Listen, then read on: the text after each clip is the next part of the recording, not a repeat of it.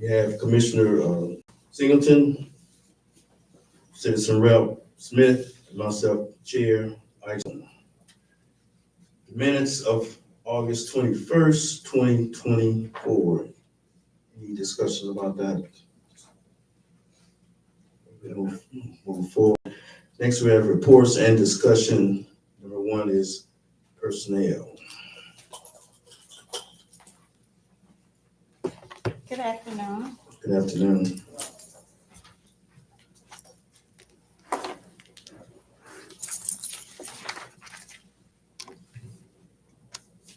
From the month of August to date, the HR department has continued to focus on administrative tasks, recruitment, employee relations, compliance, reporting, benefits, onboarding, which we just completed, risk management, and workers' compensation. We just finished the health benefits. As of today, we have 67 employees, one termination, one person on unpaid leave.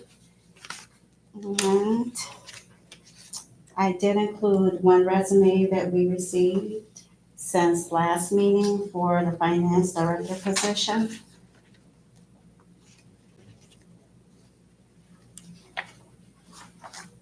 And that's it for.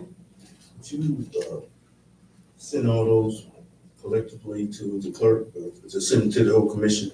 No, I sent it to the clerk. Okay, could you send those out?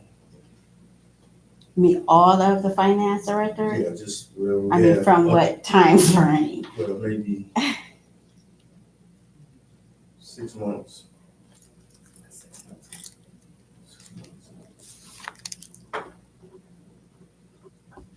Mm.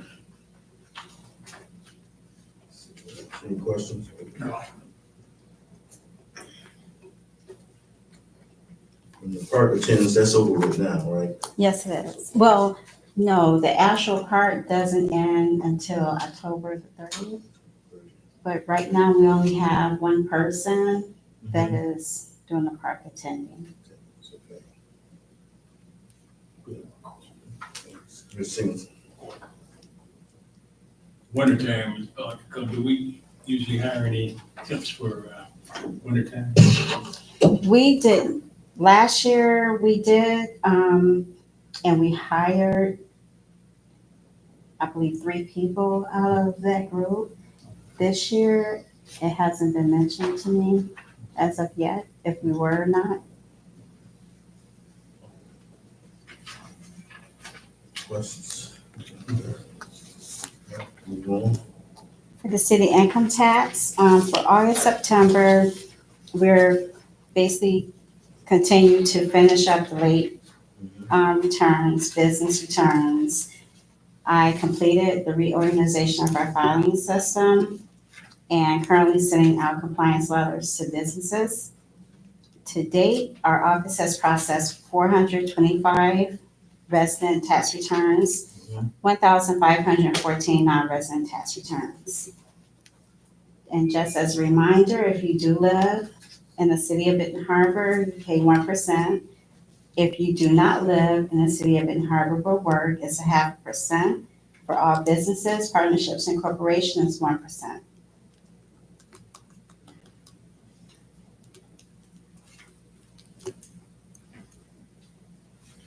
We're still working on the collections part of that.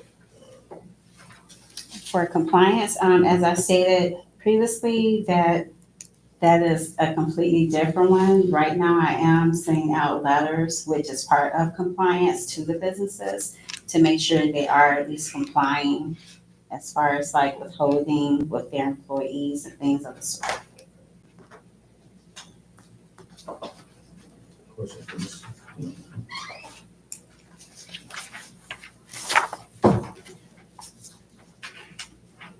Okay. Wait, Ms. Kennard, I have a question.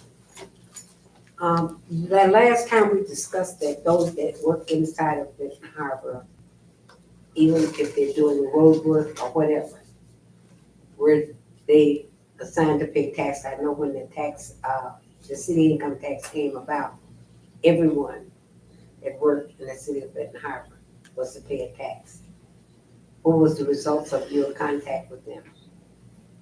As I stated last meeting, I think at that time, Evermarsh had just responded to my email and sent me a list of businesses.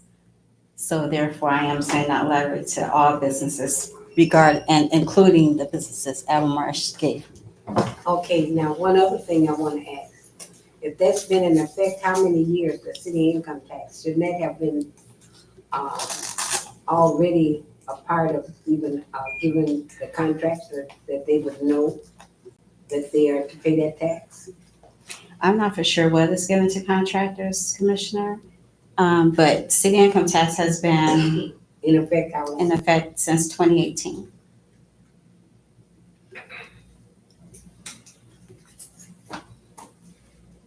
Thank you. You got any questions?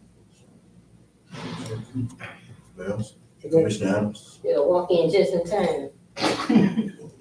Thank you, Lord. Okay, thank you, Honorable Chair. Yeah. As a sponsor, the second sponsor of the city income tax, and its passing, we pay attention to things in our community. And, not sure if anybody is here from Avonmarsh, but some things need to change. As gatekeepers, I may not be on that side, but I'm still a gatekeeper on this side. And still have some of the relationships that I had. And I'm waiting for the state to get back with me now because there's some things that are just unacceptable going on. And I was listening to the general lady, Commissioner Kennard, and in a couple of meetings back a few months ago, the question was arised about who is overseeing and making sure that those that are coming into the community making these millions of dollars, beyond just the ones that, you know, we're capturing in taxes, but that we've been given left over from the lead lines that's going into the infrastructural work. Whose responsibility is making sure that they are paying into the income tax to the company? Is it Avonmarsh? Is it our city? Are they even paying?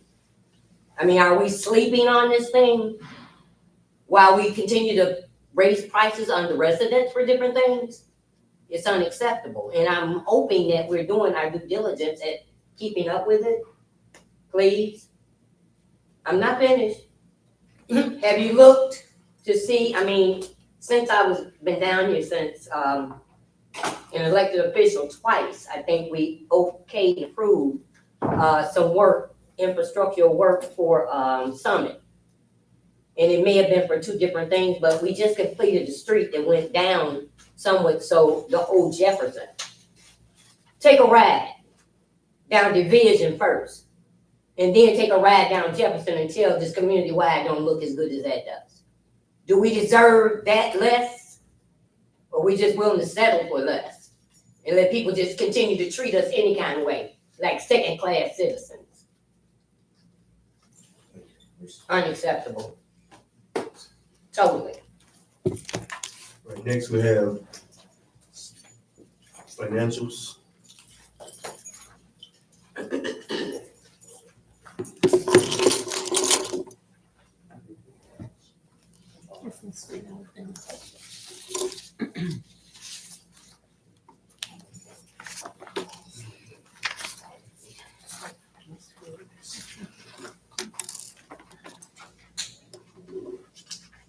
Oops.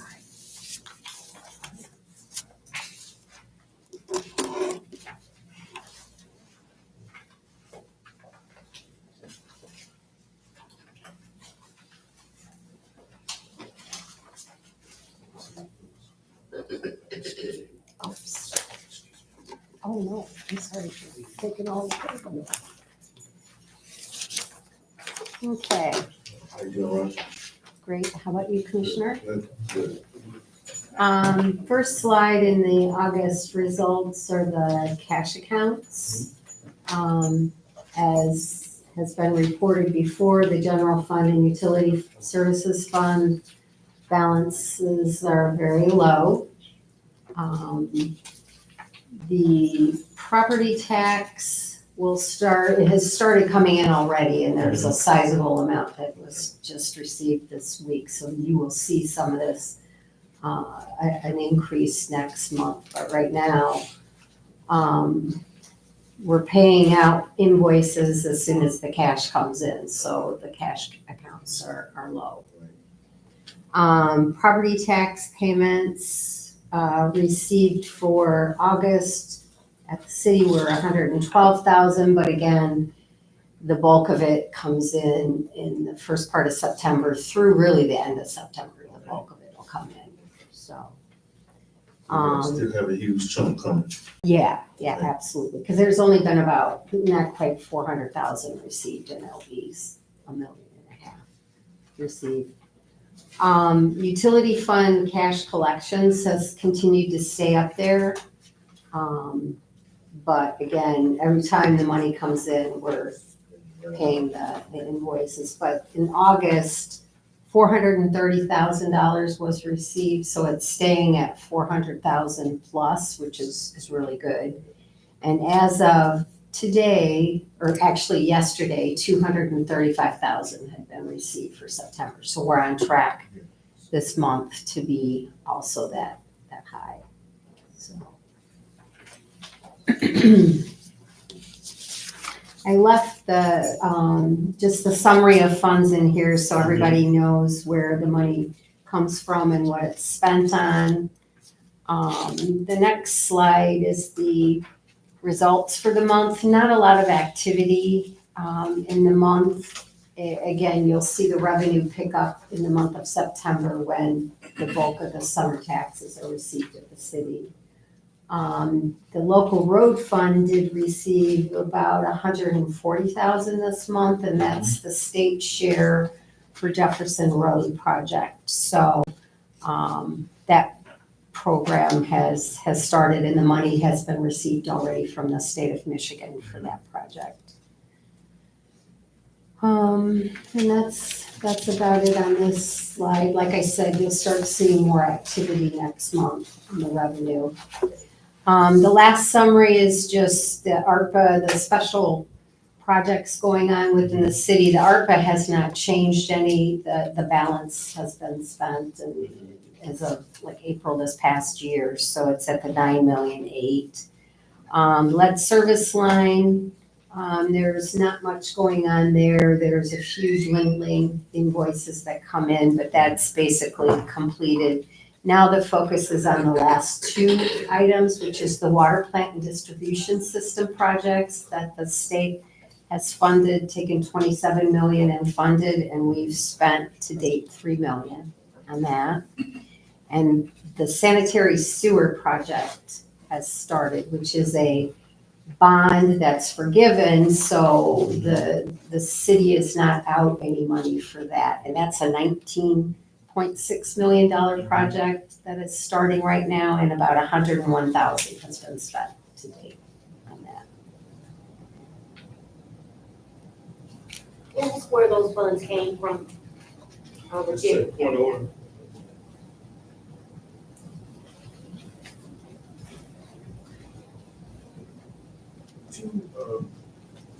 Rhonda, have the total amount of the infrastructure work we have done just this year on the roads and water mains?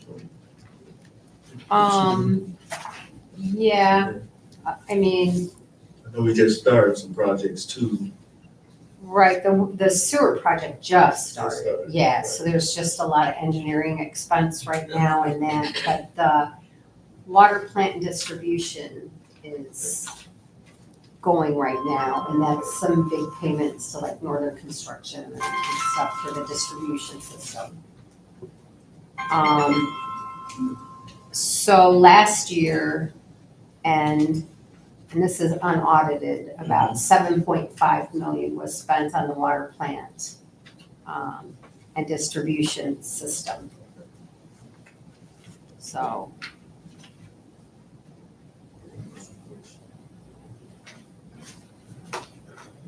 What's that? Thank you, Honorable Chair.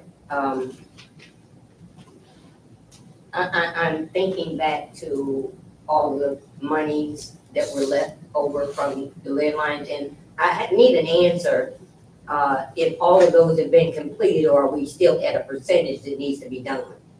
Heard some residents still address me like I'm commissioner, and I'm not, but I will do my due diligence in trying to find out things for them. Injustice on one, injustice on all. What affects them affects me too. We had some millions left over from those lead line projects. And I'm reminded of me putting up a fuss about us applying for the ESSER funds. And we had not, but after raising so much cane, I guess Evan Marsh got busy along with then City Manager Mitchell. And I think we were awarded, what, was it 28 million?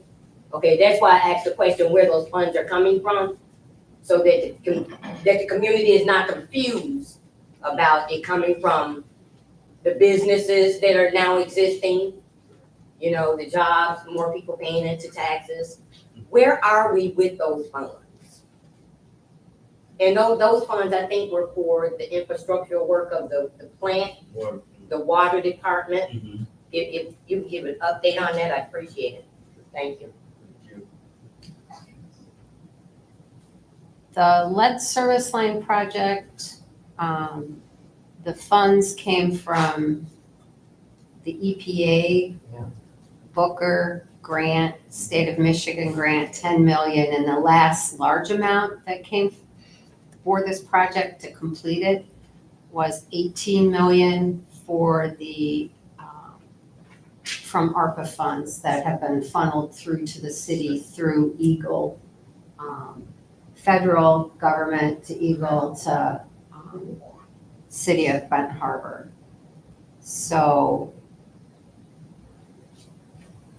that project is basically complete. I don't think if there are any stragglers, Avon Marsh would have to answer that, but I think there were maybe $2 million of funding left in that, and they're gonna leave a pot of money to cover anything that comes up where things haven't been taken care of. They weren't gonna, I think what they were going to do is move the residual from the lead service into the water plant and distribution system, but still leaving money, some monies in that lead service to handle anything that would come up that maybe somebody was missed or needed some additional assistance. So they weren't gonna strip that totally, but some of the money was gonna move into the water plant and distribution.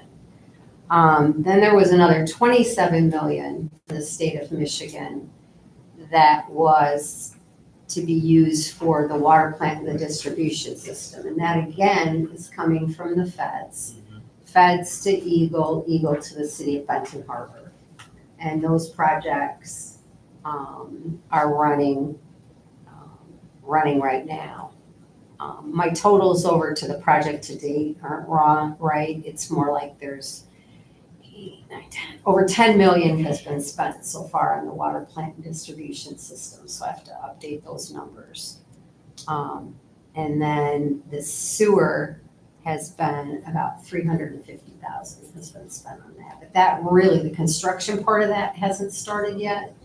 It will be this fall and then how, depending on the weather, and then the spring. Just okay that.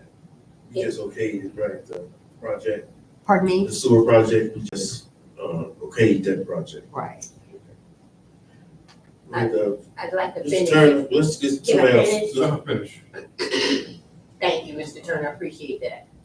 Okay, there's some residents on Broadway that says that they don't think whole Broadway done. I don't know.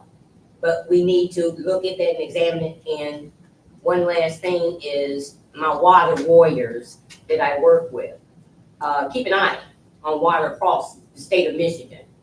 And every year, we can apply for those funds, those SR funds, whether we are found eligible for them or not, but just to make sure that we are applying. Because we have a lot of old age infrastructural things that need to be replaced to work, hopefully in correspondence with the income tax dollars, so that our streets can look like Division. Mr. Turner. Yeah, so I'm going through this, expense report. I asked Ms. Hildebrand to email into a quarter. I'd like a breakdown of the trash collection on how much we're spending for the container being placed at Public Works. Because we're spending too much money on the container getting dropped off at Public Works versus sending the trash truck to the dump yard. So we're complaining about we didn't raise up the trash costs, but it's coming from a container, and when it's dispatched from the yard to Public Works back to the yard, that's where our cost is coming from. I even call the trash collection, and that's where they're coming from. So we gotta figure out, and I want an expense on how much we're charging for the trash containers, a breakdown, not a summary, I want a breakdown of every month and how many containers are we buying. Thank you, Mr. Chairman. Thank you, Ron. Go ahead, Commissioner Henry. Thank you, Mr. Chair. Did I hear you respond to the citizen about? Yes, I said yes. What, Oh, you want a breakdown? I did hear him. Yeah, I said yes. okay. I just wanted to make sure I heard you, but I have to always go to the human infrastructure. I'm listening to Ms. Hildebrand talking about millions and millions of dollars.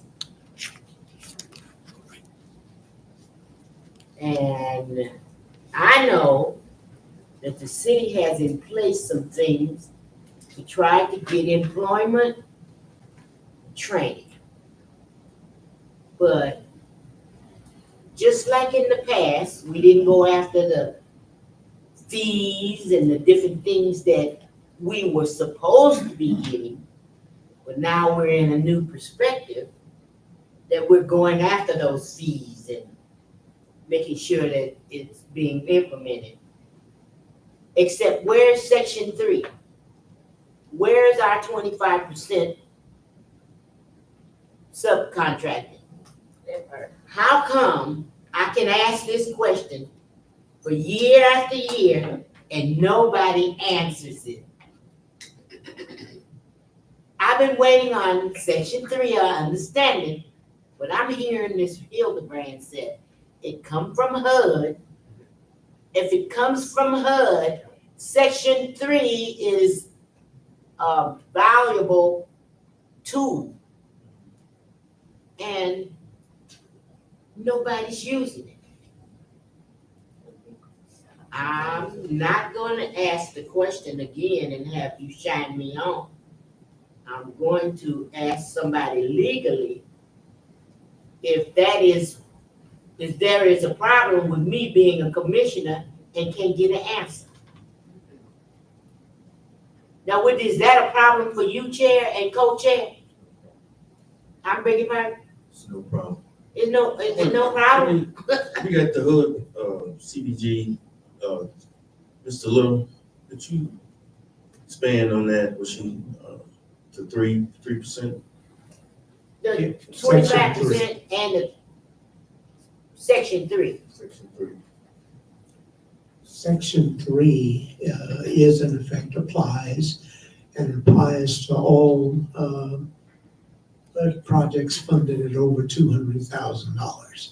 It applied in the past year to our sidewalk project, which was about $500,000, I believe. We pursued Section 3 and got a number of local people working. That was all reported in terms of, I believe B&Z was a contractor on that, and it was reported as to how many people they had from the city that was working. And I think that basically was it. Is that acceptable, Chair, that we can make sure that other communities come into our community and make money, and we have things in place and we don't implement it? Yes, so, and I have to beg to, because B&Z is in my ward. Mhm. and I get to see everything that go in and out of their facility.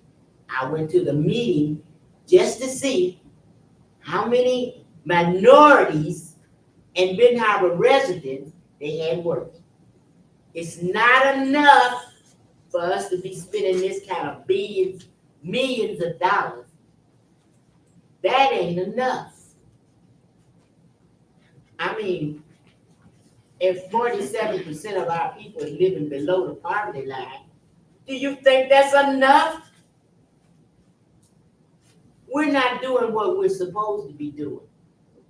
Now, you can tell me that your government can't produce nothing, but the other governments have. So here I am again with this human infrastructure is not working. But if you sit there, chair and co-chair, and don't say nothing about making it happen, shame on you. Thank you, Commissioner Henry, but you have to get people to apply. You can't make nobody apply. They don't. What do you mean? Apply for jobs, apprenticeships.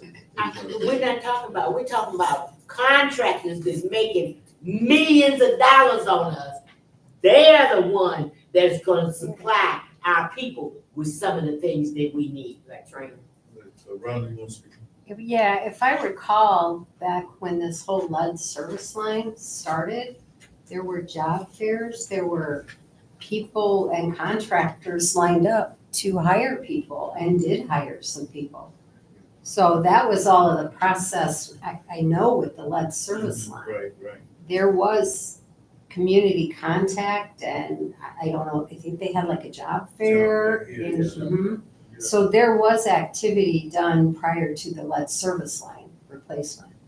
That was a reach out for citizens. Now, how it ended up, I don't know. Yeah, how did that end up for us? But the opportunity was there for residents to be hired by a contractor, if I recall correctly. As a matter of fact, Mr. Chairman, just to repeat what has been said over and over and over again. At that time, we recruited and involved Michigan Works. We talked with the township. We talked with everybody we could talk to, put ads in the paper, posted it on our website. And I recall we actually came up with, I believe it was 194 names of people that were dispersed to the various contractors. As I recall, a significant number of people were hired. I can specifically recall that B&Z is one of the contractors had the highest number, and I think it was something like 46 people that were on the B&Z contract. Now, the number of the others, they had people also, but the numbers were nowhere near as high.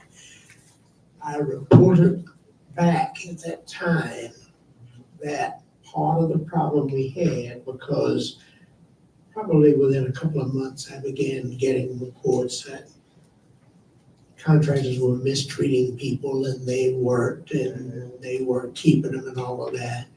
And I responded to that time, and I had gone and talked to a number of those people. And that was not the case. People were quitting because they basically were on some form of fixed income that had a limit to how much money they could make before they would be taken off that, which would affect their food stamps, medical cards, and the rest of it. Those people did exactly what you or I would have done. They did what was in their best interest. They knew that job was not going to last forever, that it was going to be a year to 2 years at the maximum, and then they'd be back out of work. So they quit. Now, those were the facts of what happened at that time, and that's been reported to this commission at least a half a dozen times that I can recall saying it myself. And on the rest of that, I've also said over and over again, and the numbers speak for themselves, they aren't a secret.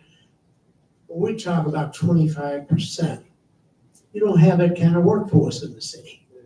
We've only got a population of 9,100. 36% of them are 19 years of age and under. 22% are 65 and up. And you've got 22% across all of those that are on some form of fixed income. Where are you gonna get 25% from? You can't force people to hire people that are not there.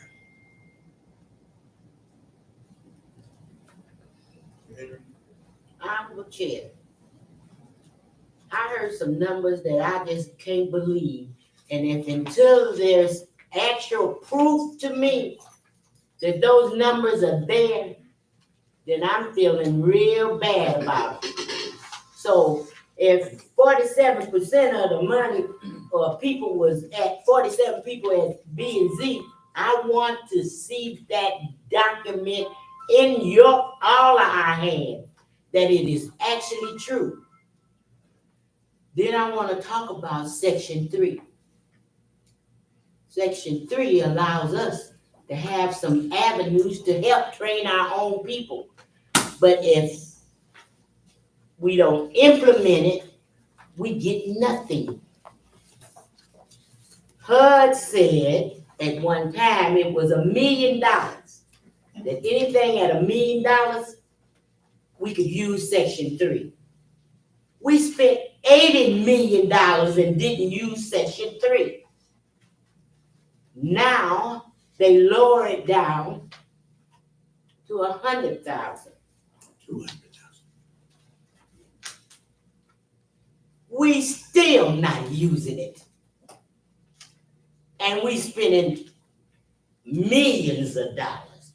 I don't want to keep saying this because we look like a bunch of idiots doing the same thing over and over and thinking we're gonna get a different decision.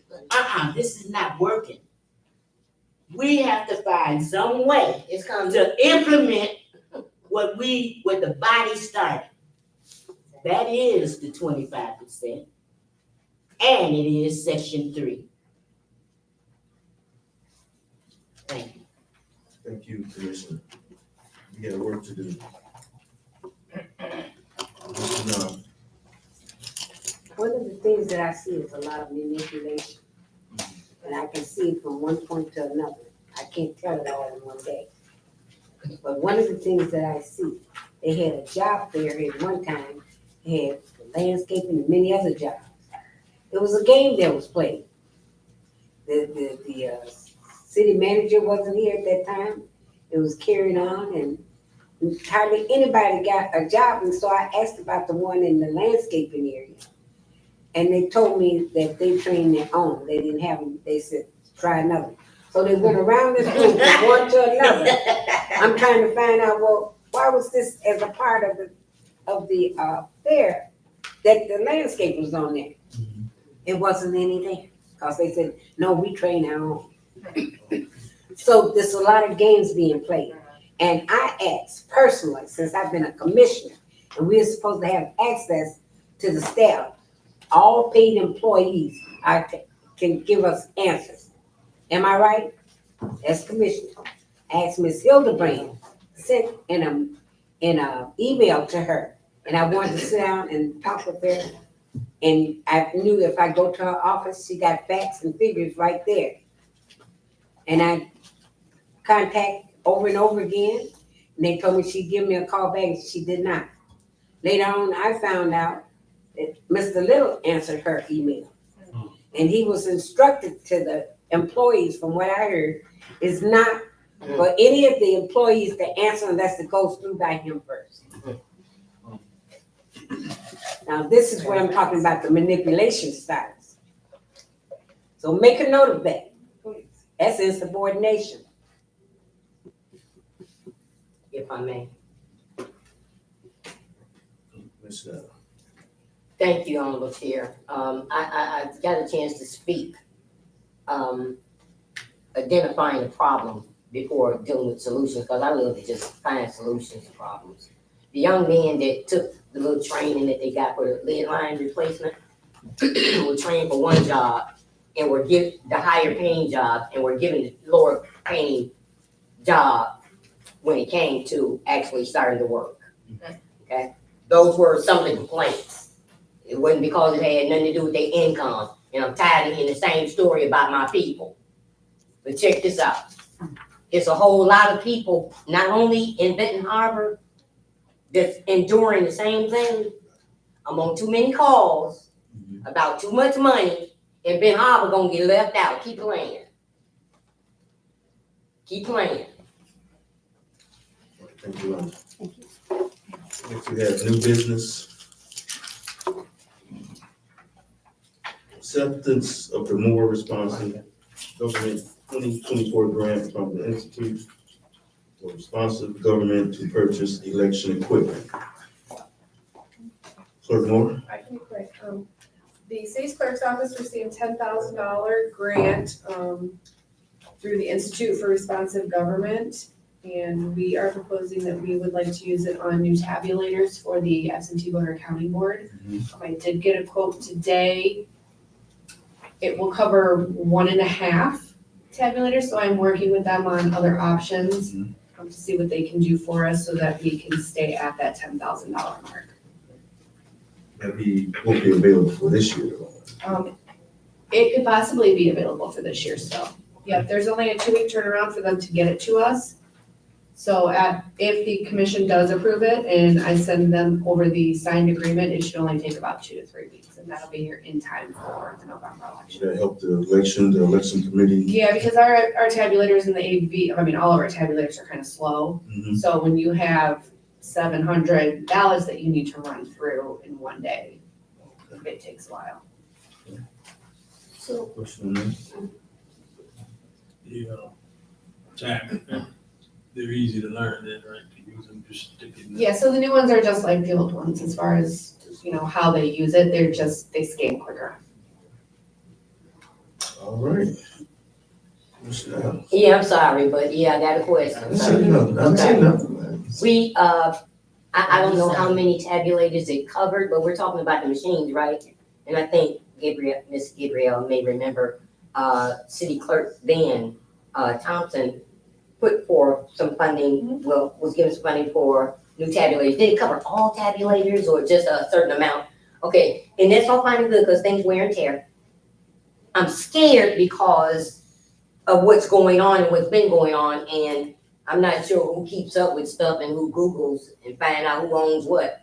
But I do know that Mitt Romney family was owners of, manufacturing the tabulators. So, I mean, and then there was a problem with so many of them. I don't know if it was Texas, Oklahoma, or somewhere. A bunch of them were stuck in a warehouse that they had tampered with.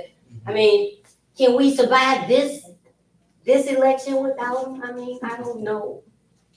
It's just scary. So the state programs goes for us, our own state will program them for us. So there's no way that it can be any type of sneaky conniving stuff going on. Once we give them, the state programs them for us. And they're the ones that the state is using right now when you go out to early voting. It will be the same ones they have, the county uses. Okay. I'm glad that you guys are, It's just an upgrade of the current one, because like you said, they wear and tear. okay. Thank you And for they come with encouraging. new boxes, so the boxes will be more secure. Okay. Okay, consensus to move that forward.